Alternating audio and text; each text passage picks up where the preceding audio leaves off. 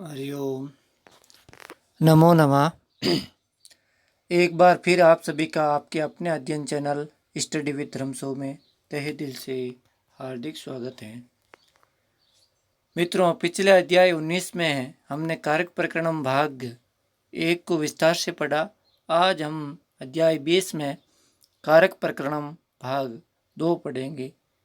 पहले भाग में हमने कारक परिचय को पढ़ा, जिसमें कारक किसे कहते हैं, कारक के कितने प्रकार हैं आदि केवल परिचय पढ़ा।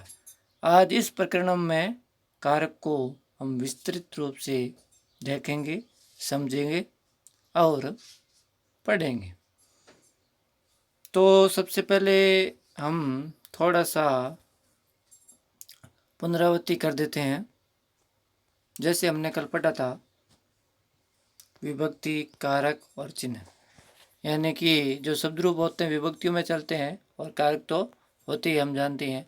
और संस्कृत में 6 कारक होते हैं, हिंदी में 7 कारक होते हैं, 8वां संबोधन होता है। परंतु संस्कृत में संबोधन को और संबंध को कारक नहीं माना जाता। क्यों नहीं माना जाता? मानने का कारण, न मानने का कारण यही है कि इनमें कर्ता और क्रिया के बीच में संबंध स्थापित करने जैसा कुछ भी नहीं है, इसलिए इन्हें हम कारक नहीं मानते। वापस देख लेते हैं। विभक्ति, प्रथम विभक्ति कारक कर्ता और चिन्ह हो जाएगा न। द्वितीय विभक्ति कारक कर्म और चिन्ह हो जाएगा को। तृतीय विभक्ति कारक करण और चिन्ह हो जाएगा से और के द्वारा। चतुर्थी विभक्ति कारक हो जाएगा संप्रदान, चिन्ह हो जाएगा के लिए। पंचमी विभक्ति कारक के अपादान और चिन्ह हो जाएगा से अलग। अब इसमें कारक तो नहीं मानेंगे हम। विभक्ति हो जाएगी षष्ठी और कारक चिन्ह हो जाएगा का, के, की, रा, रे, री। इसके ये भी गिने जाते हैं और ना, ने, नी भी होते हैं। फिर हो जाएगी सप्तमी विभक्ति और कारक हो जाएगा अधिकरण और चिन्ह हो जाएगा में, पे, पर। सप्तमी हो गई। फिर संबोधन को हम कारक मानते नहीं हैं, फिर भी पढ़ने के लिए, उच्चारण के लिए हमें इन्हें भी साथ में लेते हैं। संबोधन में हो जाएगा भो, हे, अरे, ओ। तो वापस याद करने का एक तरीका बता देता हूँ। कैसे बोलेंगे? कर्ता ने कर्म को करण से के द्वारा संप्रदान के लिए अपादान से अलग, संबंध का के, की, रा, रे, अधिकरण में पेपर, संबोधन भो, हे, ओ, अरो।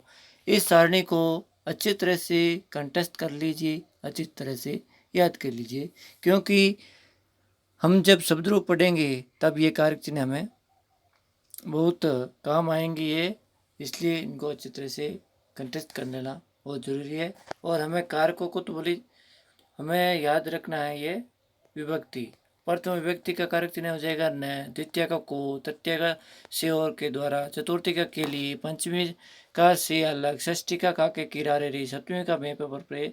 इस प्रकार ये विभक्ति हमें विशेष तौर से ध्यान रखनी है। तो अब आइए हमें सबसे पहले इनको संक्षेप में थोड़ा अध्ययन करते हैं। संक्षेप में छोटे रूप में, जैसे पहला है कर्ता कारक। कर्ता कारक में हिंदी वाक्य बनेगा बालक जाता है, बालक जाता है। प्रथम विभक्ति में वापिस संस्कृत अनुवाद बनेगा बालक जाता है, यानी कि बालक प्रथम विभक्ति बन गया और गच्छति बन गई धातु। बालक गच्छति, बालक जाता है। फिर दूसरा है कर्म कारक। बालक मोहन को देखता है। कर्म कारक में क्या होता है? वहाँ पे प्रथम विभक्ति थी, यहाँ पे द्वितीय विभक्ति होगी, यानी कि कर्ता जो है किसी पर निर्भर होता है या किसी को बहुत चाहता है, वो होती है द्वितीय विभक्ति। तो कर्म कारक बालक मोहन को देखता है, तो द्वितीय विभक्ति में संस्कृत अनुवाद क्या होगा? यहाँ पे मैंने रामा कर दिया, बालकः मोहनम। द्वितीय विभक्ति में लगेगा मोहनम पश्यति, बालकः मोहन को देखता है। अब जो यहाँ पे मोहन है वो द्वितीय विभक्ति वाला शब्द रूप है। फिर तीसरा है करण कारक। बालक कलम से लिखता है, यानी कि कार्य करने के लिए जो साधन होता है वो होता है करण कारक में प्रयुक्त होता है। और विभक्ति हो जाएगी हमारी, इस विभक्ति को कहेंगे तृतीय विभक्ति। और संस्कृत शब्द वाक्य बनेगा बालकः बालक कलमेन लिखति। ज़्यादातर वाक्यों में जो कर्ता होता है वो प्रथम विभक्ति में ही रहता है, और अगर कर्ता कोई वाक्य सीधा किसी अन्य विभक्ति से शुरू हो रहा है तो यहाँ पर प्रथम विभक्ति की जगह चेंज बदलाव हो जाता है। तो बालकः कलमेन, अब यहाँ पे तृतीय विभक्ति लगी कलमेन। कलम शब्द है, मूल शब्द क्या है? कलम। और जब इसका हम शब्द रूप पढ़ेंगे तब ये बन जाएगा कलमेन, तृतीय एक वचन बन जाएगा जिसका अर्थ होता है कलम से या कलम के द्वारा, और लिखत यानी लिखता है। फिर है संप्रदान कारक। संप्रदान का कारक चिन्ह है के लिए, संप्रदान के लिए। तो वाक्य, हिंदी वाक्य क्या बनेगा? बालक के लिए मौन फल देता है, या बालक के लिए मौन फल लेता है, देता है, मांगता है। तो ये विभक्ति हो जाएगी चतुर्थी विभक्ति।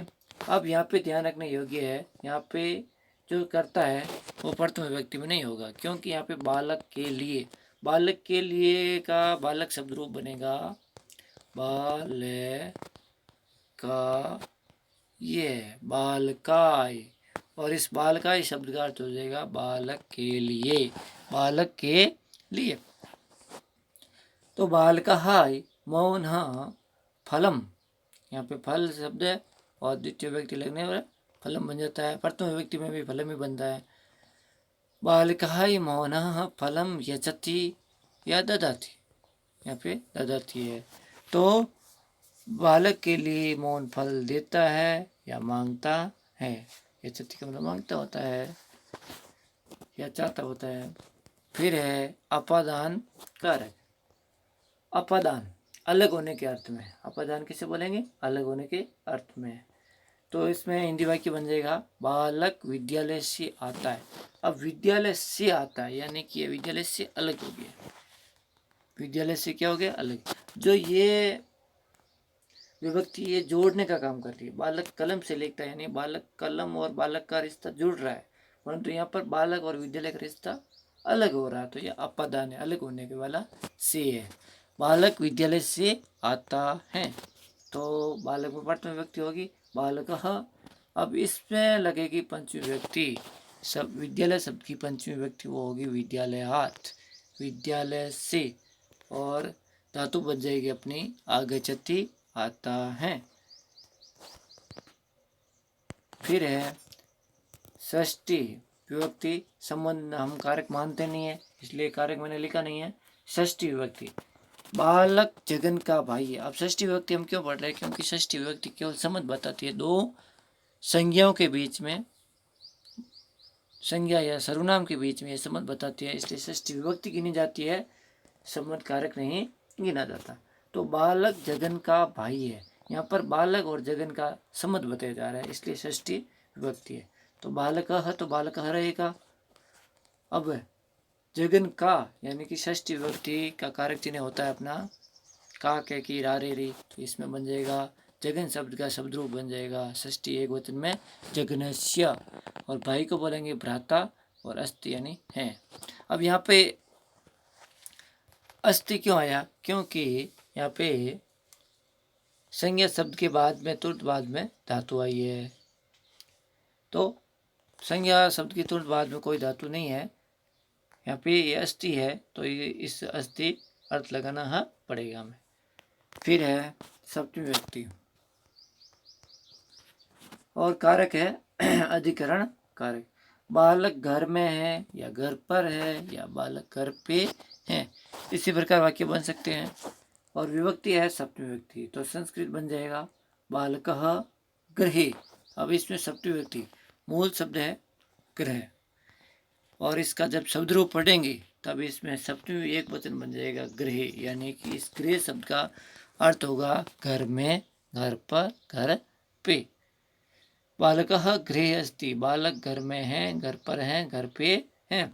फिर है आठवां संबोधन, जिसे हम कारक नहीं मानते, इसलिए नहीं कारक होता है, नहीं विभक्ति होती है, फिर भी उच्चारण की दृष्टि से, वाक्य बनाने की दृष्टि से इसे पढ़ा जाता है। तो हे बालक यहाँ आओ, हे बालक यहाँ आओ, यानी कि संबोधित किया जा रहा है। हे बालक को बोलेंगे भो बालकः, यहाँ को बोलेंगे अत्र, और आओ इसमें लोट लकार होगा, आज्ञाकाल होगा, तो ये बन जाएगा आगच्छतु। भो बालकः अत्र आगच्छतु। मित्रों, अभी तक आपने हमारा चैनल सब्सक्राइब नहीं किया है तो कृपया करके सब्सक्राइब अवश्य करें। अब कुछ विशेष बात मैंने यहाँ लिखी है। बालकः, मौनम, कलमेन, फलम, विद्यालयात, जगनेश्य और गरे, ये सभी शब्द हैं जिनके रूप बनते हैं। जिनके क्या बनते हैं? रूप बनते हैं, अर्थात ये सब शब्द रूप से बदले हैं। यहाँ पे बालक शब्द है, यहाँ पर मौन शब्द है, यहाँ पर कलम शब्द है, यहाँ पर फल शब्द है, यहाँ पर विद्यालय शब्द है, यहाँ पर जगन शब्द है, यहाँ पर घर शब्द है। ये सब शब्द रूप के कारण परिवर्तित हुए हैं, जिनको हम अगले अध्यायों में विस्तार से पढ़ेंगे। हमारे चैनल का नाम है स्टडी विद रमसू। इसे सब्सक्राइब करना न भूलें और ज़्यादा से ज़्यादा साझा करें, क्योंकि क्या पता आपके साझा से बहुत सारे लोगों को फायदा मिल सके। अब है षष्ठी विभक्ति में संबंध को कारक इसलिए नहीं माना जाता या माना गया क्योंकि इसमें कर्ता का क्रिया के साथ संबंध नहीं होता। इसमें दो संज्ञाओं का या सर्वनाम के साथ संबंध होता है। और कारक की परिभाषा यही कहती है कि कारक कर्ता और क्रिया के बीच में संबंध बताते हैं या बनाते हैं तथा क्रिया की सिद्धि करते हैं। और यहाँ पर क्रिया की सिद्धि नहीं कर रहे हैं, आपस में दो संज्ञाओं के बीच में संबंध बता रहे हैं। तो ये स्पष्ट हो गया कि संबंध कारक और संबोधन को हम संस्कृत में कारक नहीं मानते या कारकों में नहीं गिनते। अब थोड़ा हम विस्तृत अध्ययन कर लेते हैं। पहले थोड़ा संक्षेप में था, आशा करता हूँ संक्षेप से आप समझ गए होंगे, परंतु अब थोड़ा विस्तृत रूप से भी देख लेते हैं। पहला है कर्ता कारक। विभक्ति है अपनी प्रथम विभक्ति और कारक चिन्ह विभक्ति चिन्ह है ने। परिभाषा देख लेते हैं। किसी क्रिया को करने वाले व्यक्ति को कर्ता कारक कहते हैं। सीधी सी बात है, जो किसी क्रिया को करने वाला व्यक्ति है उसी को हम कर्ता बोलेंगे और इसी को हम कर्ता कारक बोलेंगे। प्रयोग, प्रयोग में क्या है? प्रातिपदिकार्थ में, तो किसी विशेष अर्थ में, प्रातिपदिकार्थ में का अर्थ होता है किसी विशेष अर्थ में। विशेष अर्थ में जैसे श्री, कृष्ण, ज्ञानम आदि, ये सब प्रातिपदिकार्थ हैं। फिर है लिंग मात्र में, लिंग आदि बताने में, जैसे तटः, ये पुल्लिंग है, तटी स्त्रीलिंग का है, तटम नपुंसकलिंग का है। तो यह लिंग आदि बताने में भी प्रथम विभक्ति का प्रयोग होता है। फिर है परिमाण मात्र। परिमाण का मतलब होता है माप तोल, जैसे दृढ़ कम। वचन मात्र में, वचन यानी संख्या बताने में, जैसे एकम, द्वाऊ, अर्ध, अर्ध परिमाण में आ गया, द्वाऊ, त्रीणी, ये सब वचन में आएंगे। फिर है कर्म कारक, द्वितीय व्यक्ति और कारक चिन्ह है इसका नो। परिभाषा, कर्ता जिसको बहुत अधिक चाहता है, जैसे सूत्र है कर्म विविदित्या, कर्म ही द्वितीय है, कर्म ही द्वितीय है, उसे कर्म कारक कहते हैं। अर्थात कर्ता जिसको बहुत अधिक चाहता है वो है कर्म कारक। प्रयोग, जैसे मोहना प्रथम व्यक्ति, चित्रम, चित्र को द्वितीय व्यक्ति पश्यति देखता। अब मोहन जो करता है वो किसे देखता है? चित्र को देखता है, यानी कि कर्म को चाहता है, तो यहाँ पर बन गया द्वितीय व्यक्ति बन गई। मोहना चित्रम पश्यति, मोहन चित्र को देखता है। फिर है करण कारक, तृतीय विभक्ति और इसका कारक चिन्ह हो जाएगा से या के, द्वारा या द्वारा।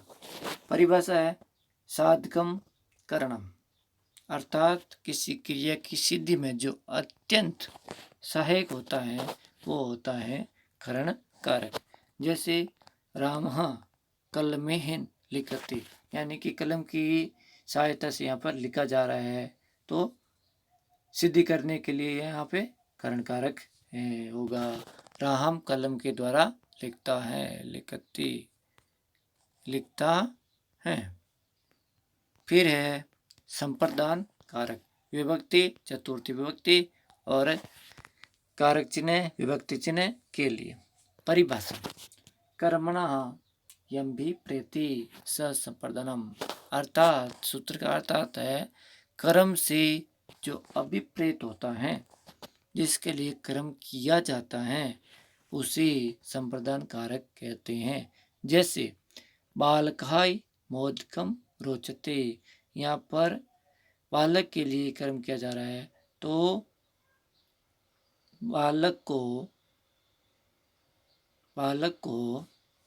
बालक के लिए मोदकम लड्डू रोचते यानी बहुत अच्छे लगते हैं। फिर है अपादान विभक्ति। अपादान पंचमी विभक्ति और कारक चिन्ह है इसका से, अलग होने के अर्थ में। परिभाषा ध्रुम पाए। अब जो यहाँ पे ये चिन्ह है इसे अवग्रह बोलते हैं। ये जो चिन्ह है इसे अवग्रह बोलते हैं और अवग्रह का अर्थ होता है अ। ये संधिगत नियम के कारण परिवर्तित हो जाता है, अर्थात किसी व्यक्ति के अलग होने में जो कारक स्तर होता है, जो कारक होता है, वही अपादान कारक होता है। जैसे वृक्षात पंचमी विभक्ति है, पत्रम पतति, वृक्ष से पत्ता गिरता है, पतति यानी गिरता है। अब वृक्षात ये अलग हो गया, वृक्ष से पत्ता जो है अलग हो रहा है। फिर है कारक, हम गिनेंगे नहीं, षष्ठी विभक्ति। कारक चिन्ह है विभक्ति चिन्ह है का, के, की, रा, रे, री, ना, ने, नी। अब रा रे रे का प्रयोग कब होता है?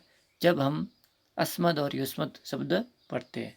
जैसे अस्मकम हमारा हमारी हमारे, युष्मकम तुम्हारा तुम्हारी तुम्हारी, इस प्रकार।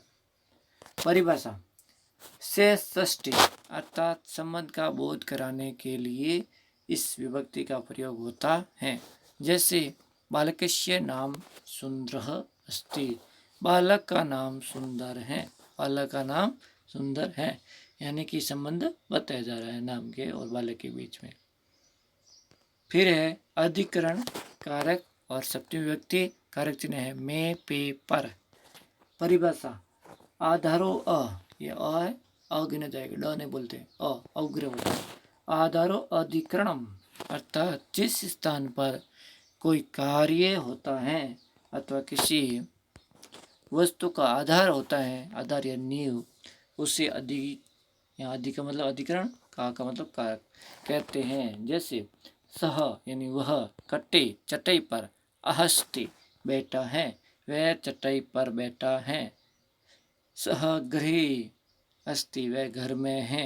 इस प्रकार बहुत सारे वाक्य बन जाते हैं, यानी कि किसी विशेष स्थान का ये आधार होता है। अब यह विशेष स्थान क्या होगा? कट्टे हो गया यानी कि चटाई हो गया, गृह विशेष स्थान घर हो गया, विद्यालय ये विशेष स्थान विद्यालय हो गया।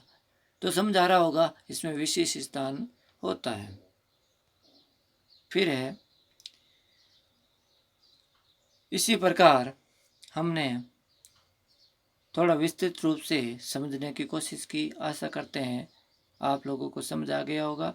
और इसे थोड़ा विस्तार से समझने के लिए हमने आपको पुस्तक के PDF उपलब्ध करवाए हैं, जो वीडियो के अंत में आप देख सकते हैं, समझ सकते हैं, और आप स्क्रीनशॉट आदि लेकर अपने पास लिखकर उनको आप आसानी से पढ़ सकते हैं, समझ सकते हैं।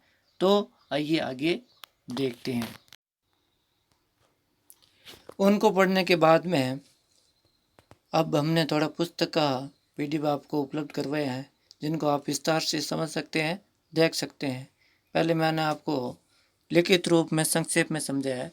अब ये पुस्तक है, धीरे धीरे मैं इसके पृष्ठों को थोड़ा थोड़ा आगे करूँगा।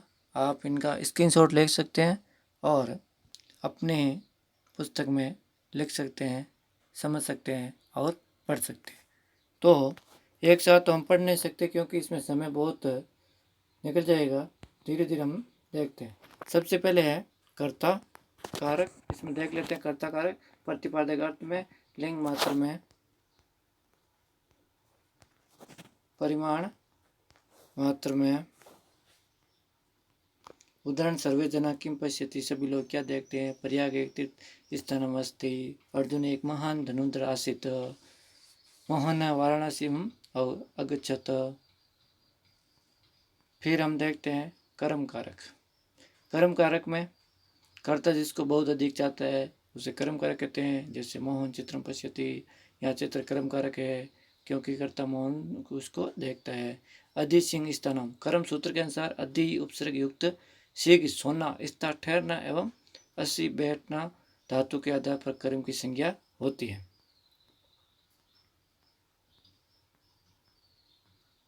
अर्थात सप्तमी विभक्ति के अर्थ में द्वितीय विभक्ति होती है। जैसे हरि वेकुटम अधिशति, हरि वेकुट में सोते हैं। यहाँ वेकुट में सप्तमी विभक्ति न होकर उक्त अधि उपसर्ग के प्रयोग के कारण द्वितीय विभक्ति ही हुई है। इस प्रकार आप धीरे धीरे आराम से देखिए। सभी वाक्यों को मैं पढ़ नहीं सकता क्योंकि इसमें समय काफ़ी हो जाएगा।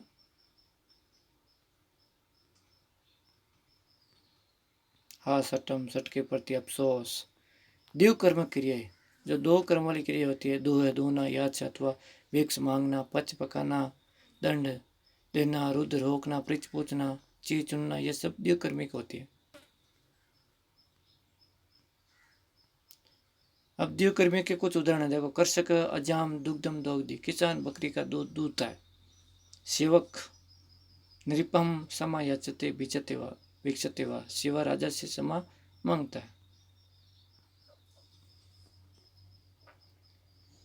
इस प्रकार ध्यान से देखिए इनको।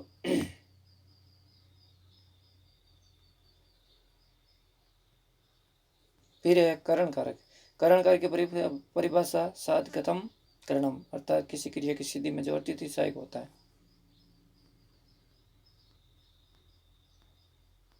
यहाँ पे इस तरफ देखिए, ये है मया पुस्तकम पढ़िए, ये करण कारक है, मेरे द्वारा पुस्तक पढ़ी जाती है। ये क्रमवाच्य का वाक्य यहाँ तक करता मया में तृतीय विभक्ति आई है।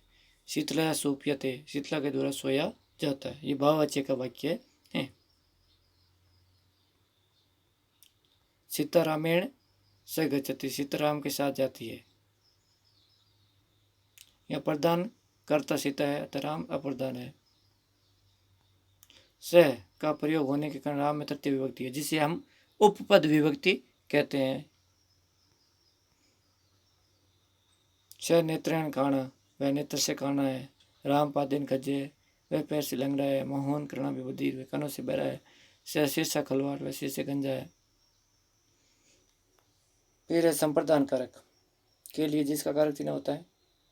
संप्रदान चतुर्थी, अर्थात संप्रदान कारक में चतुर्थी विभक्ति होती है। आगे देखते हैं इधर। धनिक याचका वस्त्रम यचति, धनिक याचक को वस्त्र देता है।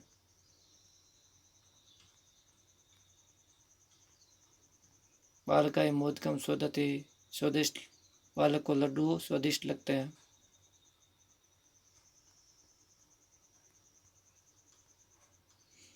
फिर इधर अपने आ जाएगा शिशु दुग्धा, बालक दूध के लिए चीखता है। गुरुवे नमः, गुरु को नमः, ये सब उपद विभक्ति वाले, ये भी याद कर लेना।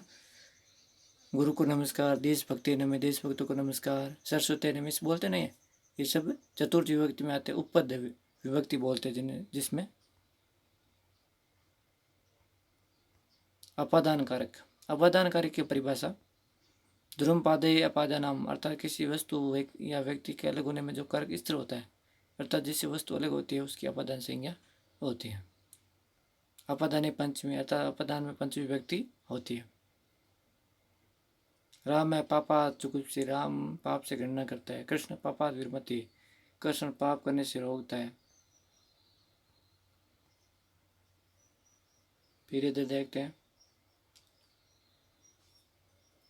बाईं तरफ पंचमी के उदाहरणों पर। चिपना या चिपना अर्थ की धातु के योग में।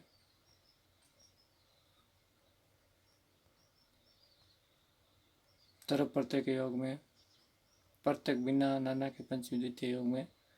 फिर षष्ठी विभक्ति आ जाती है जिसमें कारक हम गिनते नहीं है। से षष्ठी संबंध, अर्थात संबंध का बोध कराने के लिए षष्ठी विभक्ति का प्रयोग होता है। जैसे राज्य पुरुष है, राजा का पुरुष है। गंगा जलम, गंगा का जल। शिशु जननी, बालक की माता। मृतिका या घट, मिट्टी का घड़ा। षष्ठी विभक्ति के उदाहरण थोड़े इधर भी है। ये षष्ठे षष्ठ प्रत्यय ने अर्थात दिशावाची अर्थ प्रत्यय तथा उसके अर्थ वाले प्रत्यय लगाकर बने शब्द तथा इसी प्रकार के अर्थ के पूर्व सामने पृष्ठात सामने पश्चात पीछे ऊपरी ऊपर पृष्ठात ऊपर आदि के नीचे भी उपपद विभक्ति में होते हैं। ग्राम्यस्य दक्षिण देवालय अस्ति, ग्राम्यस्य पूर्व पृष्ठात् वा उद्यानम् अस्ति, विद्यालयस्य पश्चात् वनम् अस्ति, रथस्य उपरि पृष्ठात् वा ध्वजः अस्ति। फिर है अधिकरण कारक। अधिकरण कारक की परिभाषा आधारो अधिकरणम अर्थात आधार जो होता है, कटे आस्ते ईश्वरं सर्वस्मिन् वर्तते पाठशालायां पठति छात्र विद्यालय पठति। अब कुछ है अभ्यास के लिए, जैसे स पुनः वृक्षाद अवतरीय गृहं गतः, वह वृक्ष से उतर कर घर चला जाता है। इस प्रकार आप अभ्यास को भी देख सकते हैं।